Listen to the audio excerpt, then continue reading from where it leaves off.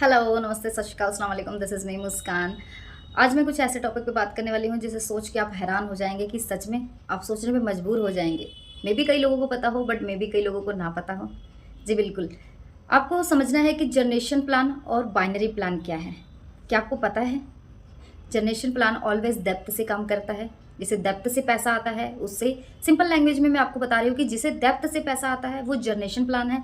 जिसे binary plan कहा जाता है वो उसका स्ट्रक्चर कुछ ऐसा होता है कि वो इंस्टेंट पैसा दिखता है। आपने देखा होगा कि कई कंपनियों में इंस्टेंट जैसे काम शुरू के साथ ही साथ बहुत पैसे आने लग जाते हैं। कई बोलते हैं ना कि हमारे साथ काम शुरू करो, बहुत इंस्टेंट पैसा है। आपने थोड़े प्लान किया, आपको 10,000 20,000 इंस्टेंट ही आने लग गया, तो वो उनका क्या होता है, वो बाइनरी प्लान होता है। अब सोचिए डेप्थ क्या होता है, जो सेलिंग प्रोसेस पे ज़्यादा होता है। अब डेप्थ से जो काम चलता है उसका बेनिफिट ये होता है कि वो लॉन्ग टर्म चलता है, ऑलवेज लॉन्ग टर्म चलता है। अब कई कंपनियां इंडिया में उठा के देख लीजिए, 1994 से कई कंपनियां ऐसे रन कर रही हैं जो अभी तक काम कर रही हैं और उनका वो शॉर्ट टर्म नहीं है, वो लॉन्ग टर्म है, क्योंकि वो अपने डेप्थ से पैसा देती हैं। इसलिए उसमें पैसा थोड़ा लेट आता है बट चलता लॉन्ग टाइम है।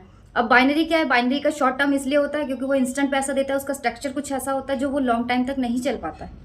तो ये दोनों में अंतर है। बट एक चीज़ और ध्यान रखिए, जब भी हम सेल पे ध्यान देते हैं तो एक बेसिक सी चीज़ बताती हूँ कि हर एक चीज़ सेल में नहीं होती।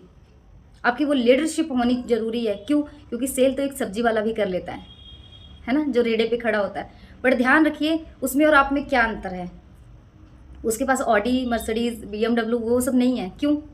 क्योंकि वो लीडर नहीं है, वो सेलमैन ही है। तो आपको सेलमैन से ऊपर उठ के अपनी लीडर क्वालिटी को भी बताना है, जिससे आप अपने आप को इम्प्रूव कर पाएँ कि हाँ, आप एक अच्छे प्लान में काम कर रहे हैं।